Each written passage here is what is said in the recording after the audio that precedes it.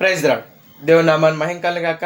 మరొకసారి కలుసుకునే భాగ్యాన్ని దేవాదేవుడు మనకు అందించడానికి దేవుడికి వందనాలు చెల్లిస్తూ ఈ దినమందు మనం దేవుని వాగ్దానంను దేని గురించి ధ్యానించుకోబోతున్నామంటే, మనం కీర్తనలు 34:17 చూసినట్లయితే, నీతిమంతుల ప్రార్థనను ఆయన ఆలకించును, వారి మొరలన్నిటికీ ఆయన సమాధానం అనుగ్రహించును అన్న మాట మనకు కనిపిస్తుంది.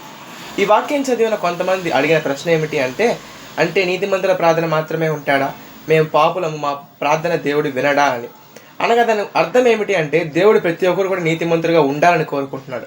మనం రోమేలికి పత్రిక చదివినట్లయితే పౌలు చెప్తుంటాడు, నీతిమంతుడు లేడు, ఒక్కడును లేడు అని. కాబట్టి నీతిమంతులుగా ఉండాలని దేవుడు కోరుకుంటున్నాడు. కాబట్టి నీతిమంతుల ప్రార్థన నేను అంగీకరిస్తాను. ప్రతి ఒక్కరి ప్రార్థన కూడా అంగీకరించే దేవుడు, ఎందుకంటే ప్రతి ఒక్కరు కూడా నీతిమంతులుగా అవ్వాలని దేవుడు కోరుకుంటున్నాడు. కాబట్టి ప్రతి ఒక్కరు కూడా ప్రార్థన చేద్దాం, దేవుని సమాధానం పొందుకుందాం.